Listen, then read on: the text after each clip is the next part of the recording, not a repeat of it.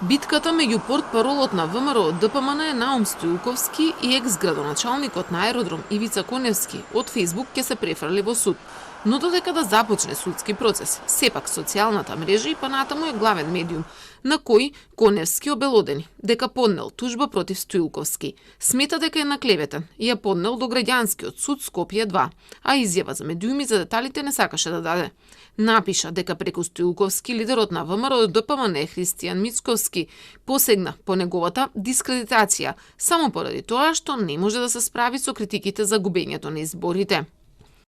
Мицковски уште еднаш потврди дека нема никаква почит кон сите досегашни функционери на партијата, мои почитувани сопартијци, како и кон оние кои недвосмислено и со најискрени намери побараа негова оставка од преседателската функција по неуспехот што го доживеа на парламентарните избори. Јас сум сигурен дека за многу кратко време Стоилковски јавно ќе ми се извини за искажаните лаги, а сакам да верувам и дека Мицковски на крај ќе го одржи дадениот збор пред целата македонска јавност. Повторно со статус му одговори Стоилковски. Порача да му пренесат дека тоа што е поднесена тужба не значи дека е основана, туку дека ќе треба да ја докажува клеветата. Комплексите испливуваат и во текот на тужбата, каде во првата реченица морал сам да се испофали, а заради тој успех загуби со 4000 гласа. Полека комшија има уште. Например, да кажеш колку ми се плеткаш низ маало.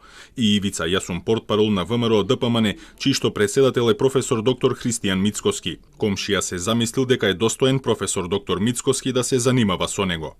Инаку портпаролот на партијата Стоилковски на Фејсбук го обвини Коневски дека има стан и деловен простор во спорната зграда кај мајчин дом во аеродром и дека поради тоа 3 години ништо не кажал против лидерот на СДСМ. Коневски пак уште тогаш најави дека ќе го тужи. Би го коментирал само како знак на очај, бидејќи она што беше објавено од страна на Наум Стоилковски, верувам дека не треба повеќе да се коментира, бидејќи тоа е податок кој што може од него да се извлечат многу заклучоци. Ивица Коневски се уште е во ВМРО ДПМН и нема одговор дали се уште е советник на Мицковски за град Скопје, но заедно со избрканите членови од партијата јавно повика актуелниот лидер да се поднесе оставка. Мицковски пак на Илинден им врати дека се јаничари на власта и товар на партијата. Ако и по својата основа се трули погрешни